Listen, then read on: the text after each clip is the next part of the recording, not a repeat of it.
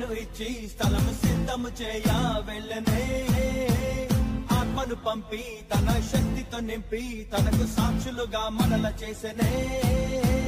పురుమల్లే ప్రకటించేసే, ప్రభుని మహిమేటో చూపించేసే, వెలుగల్లే వ్యాపించేసే, జనుల హృదయాన్ని మండించేసే. పురుమల్లే ప్రకటించేసే. క్రీస్తునందు ప్రియమైనటువంటి దేవుని బిడ్డలారా, మన ప్రభువును రక్షకుడైనటువంటి యేసు క్రీస్తు నామంలో మీకందరికీ కూడా ఇక పునరుద్ధానపు దినపు వందనములు, శుభాకాంక్షలు తెలియజేస్తున్నాను. దేవుడు మిమ్మల్ని దీవించి ఆశీర్వదించిన కాక. ఈనాటి మన యొక్క ధ్యాన అంశము తండ్రి ప్రేమ.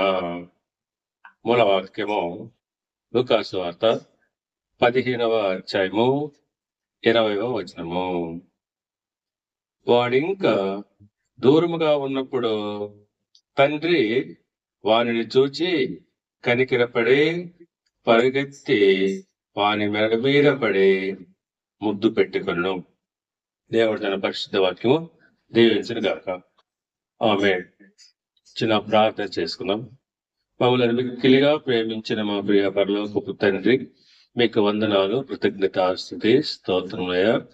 ప్రత్యేకంగా ఇక పరిశుద్ధ దినంలో ఈ వాక్యాన్ని ధ్యానించుకునే దానికి ఇచ్చినటువంటి శ్రేష్టమైన సమయాన్ని బట్టి వందనాలు చెల్లిస్తూ, ఆయా వాక్యాన్ని ప్రకటిస్తుండగా కావలసిన ఆత్మబలము, శరీర బలము దయచేయండి. అలాగే మాకందరికీ వినగలిగేటువంటి చెవిని, గ్రహించుకునేటువంటి మనసు దయచేయమని కోరుకుంటూ, మా ప్రభువును రక్షకుడైన యేసు క్రీస్తు శక్తి కలిగిన నామంలో ప్రార్థించి వేడుకొంచున్నాము తండ్రి. ఆమేన్. పిల్లరా, తప్పిపోయినటువంటి కుమారుడు పశ్చాత్తాపంతో తిరిగి తండ్రి వద్దకు వచ్చినప్పుడు ఆ తండ్రి ఆ కుమారుణ్ణి ఏ రీతిగా చేర్చుకున్నో ఇక్కడ మనము గమనించవచ్చు. తండ్రి ప్రేమ ఎలాంటిదో మనం ఇక్కడ అర్థం చేసుకోవచ్చు. నిజంగా ఒక తండ్రి తన కుమారుని పట్ల ఎలాంటి ప్రేమ కలిగి ఉంటాడో అదే ప్రేమ మన పరలోకపు తండ్రి కూడా తన బిడ్డల మీద కలిగి ఉంటున్నాడు. పశ్చాత్తాపంతో తన దగ్గరకు వచ్చే వారిని ఆయన దరి చేర్చుకుంటాడు. చూడండి, ఇక్కడ కుమారుడు తన దగ్గర డబ్బంతా తీసుకొని దూర ప్రాంతానికి వెళ్ళి దాన్ని వేయపరిచేసి నష్టపరిచి తిరిగి తప్పు తెలుసుకున్నప్పుడు, అతనికి బుద్ధి వచ్చినప్పుడు, మరలా తండ్రి వద్దకు వచ్చినప్పుడు ఆ తండ్రి అతడు ఇంకాను దూరముగా ఉండగానే చూచాడు. అంటే ఇక్కడ మనకి ఏమర్థం అవుతుంది?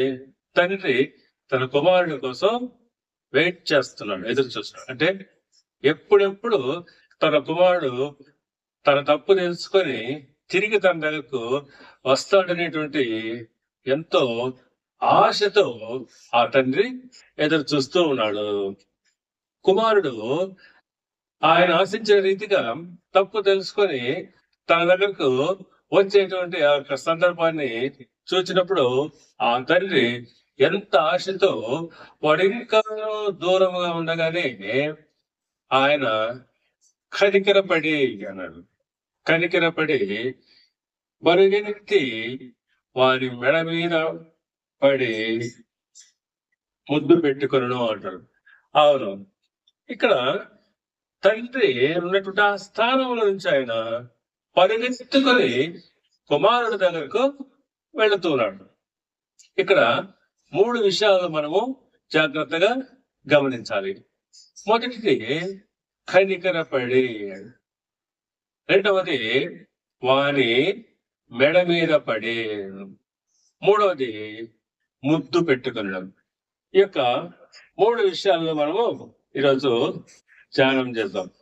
తండ్రి ప్రేమలో ఆయన కనపరుస్తున్నటువంటి ఆ యొక్క సాదృశ్యాలను మనము గమనిస్తాం. చూడండి పిల్లరా, కీర్తన గ్రంథము 103వ కీర్తన 13వ వచనంలో తండ్రి ఏ రీతిగా తన ప్రేమను వ్యక్తపరుస్తాడో మనము చూడొచ్చు. 103వ కీర్తన 13వ వచనము,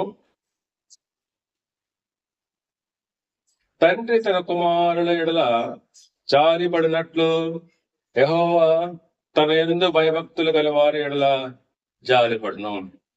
ఇక్కడ కంపారిజన్ దేవుని ప్రేమ తండ్రి ప్రేమతో కంపారిజన్ చేస్తా ఉన్నాడు. తండ్రి తన కుమారుల ఎడల ఏ రీతిగా అయితే జాలి పడతాడో ఆ ప్రకారంగానే ఇక్కడ దేవాతి దేవుడు తన యందు భయభక్తులు గల వారి పట్ల జాలి చూపిస్తాడు. కాబట్టి పిల్లరా, తండ్రి ప్రేమ అనేది ఇదొక రీతిగా తండ్రి ఏ రీతిగా అయితే తన కుమారుని ప్రేమిస్తూ ఉంటాడో అదే రీతిగా మన పరలోకపు తండ్రి అయినటువంటి దేవాతి దేవుడు మనలను ప్రేమిస్తున్నాడు. మన పట్ల జాలి చూపిస్తూ ఆయన తన 2 చేతులు చాపి తన యొక్క ప్రేమను ఆయన వ్యక్తపరుస్తూ ఉంటూ ఉన్నాడు. గమనించండి, యెషయా గ్రంథము 55వ అధ్యాయము 7వ వచనంలో కూడా చూసినట్లయితే తండ్రి ప్రేమను మనం ఇక్కడ అర్థం చేసుకోవచ్చు. భక్తిహీనులు తమ మార్గమును విడవలను, దుష్టులు తమ తలంపులు మానవలను. వారు యెహోవా వైపు తిరిగిన ఎడల ఆయన వారి యందు జాలిపడను. ఇక్కడ దుష్టుడు తమ దుష్టత్వాన్ని విడిచిపెట్టి తమ తలంపులు మానుకొని యెహోవా వైపు తిరిగిన ఎడల ఆయన వారి యందు జాలిపడతాడు. ఇక్కడ కుమారుడు తనకు బుద్ధి వచ్చినప్పుడు, తన తప్పు తెలుసుకొని తిరిగి తన తండ్రి యొద్దకు వచ్చినప్పుడు ఆ తండ్రి జాలి పడ్డాడు, అతని పైన కనికర పడ్డాడు. అదే విధంగా మనము కూడా మనకు ఉన్నటువంటి మన తప్పులను, మన దుష్ట తలంపులను, మన ఆలోచనలు ఎప్పుడైతే మనము మానుకొని దేవుని వైపు తిరుగుతామో అప్పుడు ఆయన మన వైపు జాలితో మనల్ని ఆయన హక్కును చేర్చుకుంటాడు. గమనించండి పిల్లరా, ఇప్పుడు మనము చెప్పుకున్న విధంగా తండ్రి యొక్క ప్రేమను 3 విధాలుగా ఆయన వ్యక్తపరిచున్నాడు. మొదటిది కనికరపడి అనే మాట మనం చూస్తున్నాం. కనికరపడడం అనే దానికి జాలి, దయ అనేటువంటి మాటలు మనం చెప్పుకోవచ్చు. తన కుమారుని పట్ల కనికరపడుతున్నాడు, అనగా జాలి చూపిస్తున్నాడు ఆ తండ్రి. ఏ రీతిగా కనుక కుమారుడు తిరిగి వచ్చినప్పుడు ఆ తండ్రి ఆ కుమారుడి పైన జాలి చూపిస్తున్నాడు, అదే ప్రకారంగా ఒక భక్తుడు, ఒక పాపి తన పాపములను ఒప్పుకొని పశ్చాత్తాపంతో తండ్రి దగ్గరకు, దేవుని దగ్గరకు వచ్చినప్పుడు ఆ యొక్క దేవాతి దేవుడు ఆ పాపిని క్షమిస్తున్నాడు, వానిపైన జాలి చూపిస్తాడు. కరుణ కలిగినటువంటి దేవుడు కరుణను చూపిస్తూ ఉన్నాడు.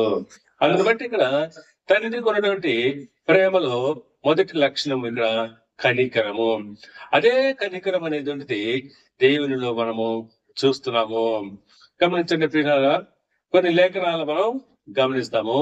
మార్కు సువార్త 8వ అధ్యాయము 2వ వచనంలో, జనులు నేటికి 3 దినముల నుండి నా యొద్దనున్నారు, వారికి తిననేమీ లేనందున నేను వారి మీద కనికరపడుచున్నాను అని అంటాడు. యేసుక్రీస్తు ప్రభు ఆయన దగ్గర అనేక మంది ప్రజలు వచ్చి తండోపతండాలుగా ఆయన బోధలు వింటుండేటప్పుడు వారు 3 దినముల నుంచి ఆయన బోధలు వింటున్నారు. అన్న ఆహారాలు వారు నీళ్లు మానేసి దేవుని వాక్యం వారు వింటూ ఆయన దగ్గర ఉంటున్నాడు. అందును బట్టి దేవుడు వారిని చూచి కనికర పడుతున్నాడు.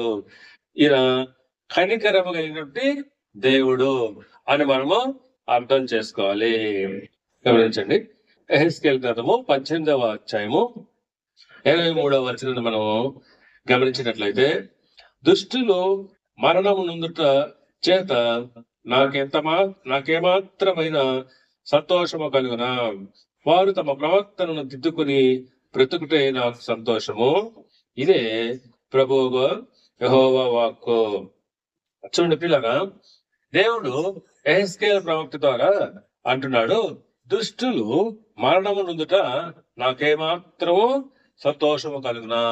అవును, దుష్టులు మరణించుట దేవునికి సంతోషాన్ని కలుగజేయదు. ఎందుకంటే దుష్టులు తమ దుష్టత్వాన్ని విడిచిపెట్టుట ఆయనకి ఎంతగానో ఇష్టం. వారు బ్రతకాలని దేవునికి ఇష్టంగా ఉంటుంది. కాబట్టి ప్రియులగా ఆయన జాలి కలిగినటువంటి దేవుడు, కనికరము కలిగినటువంటి తండ్రి. ఆయన కనికరము చొప్పున, ఆయన జాలి చొప్పున మనము బ్రతుకుతున్నాము, జీవిస్తున్నాము. తండ్రి ఏ రీతిగా అయితే ఆ కుమారుడి ఎడల ఆయన జాలి చూపించాడు, కనికరపడ్డాడు, అదే ప్రకారంగా దేవాది దేవుడు ఆయన ఎద్దుకు వచ్చు వారి పట్ల ఆయన ఎంతగానో కనికరాన్ని చూపిస్తున్నాడని మీకు తెలియజేస్తున్నారు.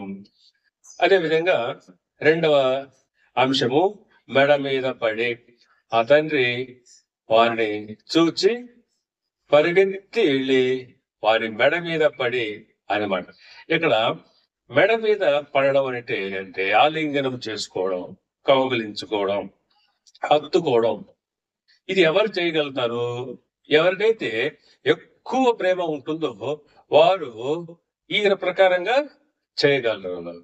చూడండి, పరిశుద్ధ గ్రంథంలో మనం కొంతమంది విషయంలో ఇప్పుడు యోసేపు తన తమ్ముడైనటువంటి బెన్యామీను చూసినప్పుడు ఆయన హృదయంలో ఉన్నటువంటి దుఃఖమంతా కూడా ఆయన పొర్లి వచ్చినప్పుడు దుఃఖాన్ని ఆపుకోలేక ఆ యొక్క బెన్యామీను మెడ మీద పడి ఏడ్చినట్టుగా మనం లేఖనంలో చూస్తాం. ఆది కాండము 45వ అధ్యాయము 4వ వచనంలో గమనించండి.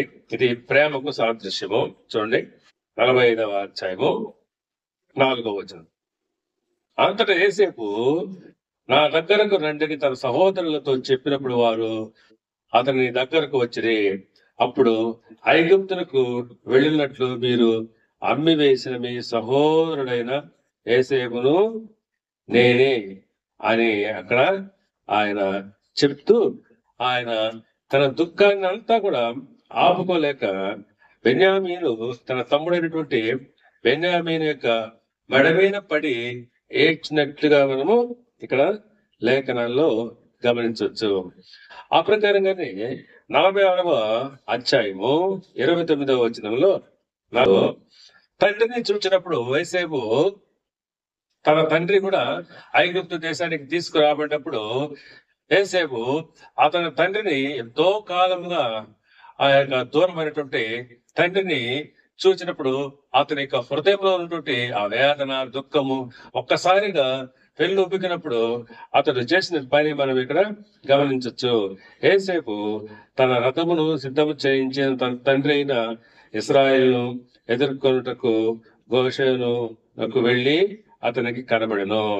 అప్పుడు అతడు అతని మెడ మీద పడి అతని మెడ పట్టుకుని ఎంతో ఏడ్చెను. కాబట్టి పిల్లగా ఈ రకంగా వారి యొక్క ప్రేమను ఎక్స్ప్రెస్ చేసుకోవడానికి, వారి హృదయంలో ఉన్నటువంటి ఆ యొక్క ఆప్యాయతను, అనురాగాన్ని ఇక్కడ బహిరంగపరుచుకునే దానికి ఆ విధంగా మెడ మీద పడి ఆ యొక్క దుఃఖాన్ని వారు ఆపుకోవడానికి చేసేటువంటి ప్రయత్నమే అదే. ఇక్కడ కూడా జరిగింది అదే.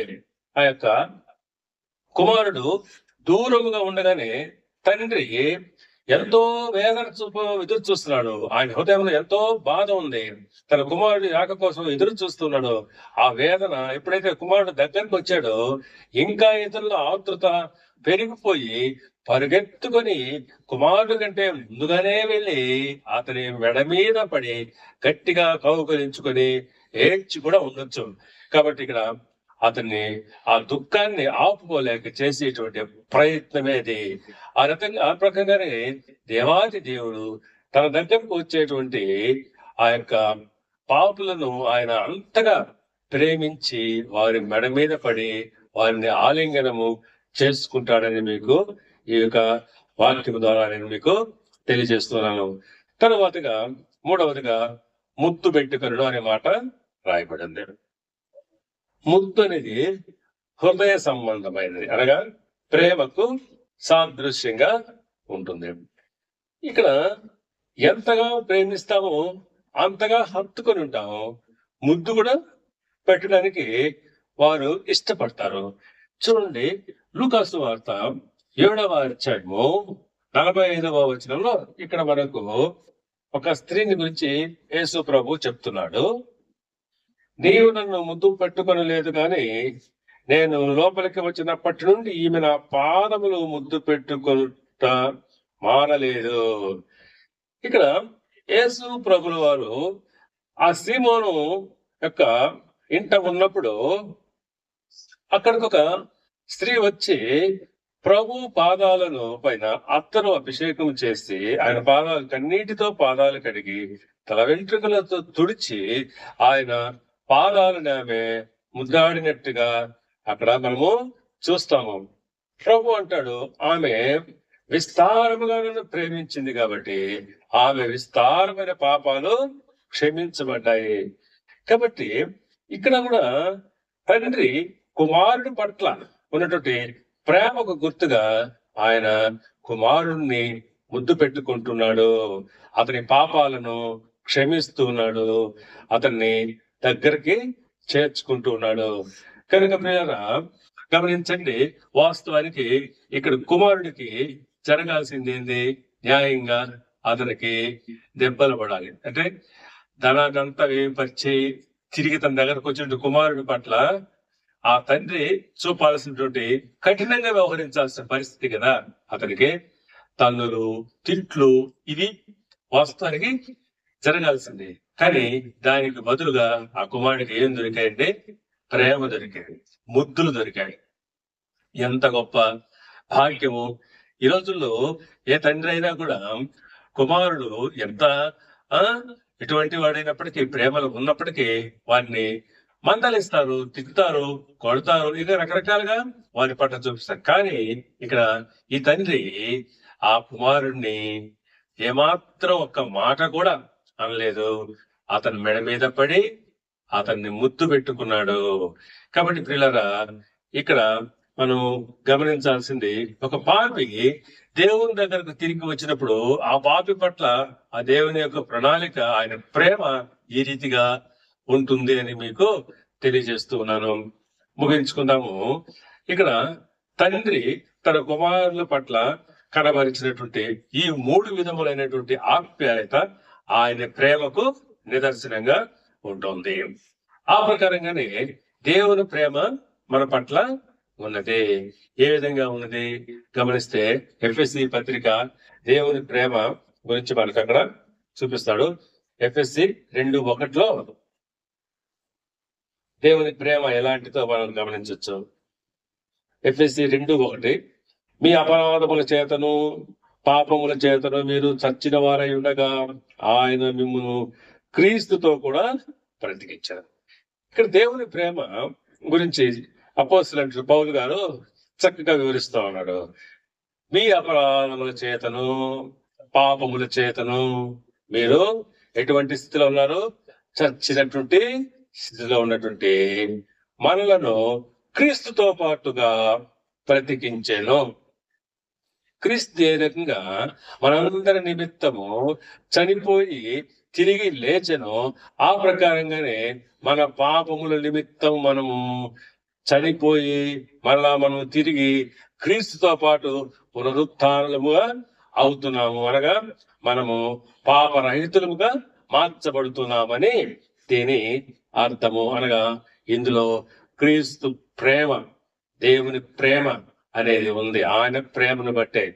చూడండి, తీతుకు రాసిన పత్రిక 3వ అధ్యాయము 5వ వచనంలో మనము నీతి అనుసరించి చేసిన క్రియల మూలముగా కాక తన కనికరము చొప్పునే పునర్జన్మ సంబంధమైన స్నానం ద్వారాను పరిశుద్ధాత్మ మనకు నూతన స్వభావము కలుగజేయట ద్వారాను మనలను రక్షించను. ఇక్కడ జాగ్రత్తగా మనం గమనించాల్సిన విషయం ఏంటంటే, మనము నీతిని అనుసరించి చేసిన క్రియల మూలంగా కాదు మనం రక్షించబడింది. మన నీతి క్రియలను బట్టి, మనం చేసేటువంటి గొప్ప గొప్పమైనటువంటి నీతి కార్యాలను బట్టి, మన పుణ్య కార్యాలను బట్టి కాదు మనం రక్షించబడింది. ఆయన ప్రేమ ద్వారా, ఆయన కనికరము, చాలా చక్కటి మాట ఇక్కడ రాయబడింది. ఆయన కనికరము చొప్పున మనము విమోచించబడుతున్నాము, అనగా రక్షించబడుతున్నాం.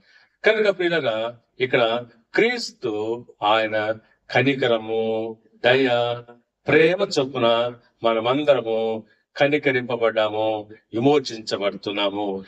కనుక ఏ రీతిగా అయితే ఆ యొక్క తప్పిపోయిన కుమారుడికి తిరిగి మళ్ళా తండ్రి దగ్గర స్థానం దొరికిందో, ఆ రీతిగానే దేవాది దేవుని యొక్క కనికరము, ఆయన కృప, ఆయన యొక్క ఆశీర్వాదము ద్వారా మనం అందరము దేవుని దగ్గరకు చేరడానికి మనకు ఒక మార్గము దొరికిందని మీకు తెలియజేస్తూ ముగిస్తూ ఉన్నాను. దేవుడి యొక్క వాక్యము దీవించి ఆశీర్వదించి వర్ధిల్ల చేయను గాక.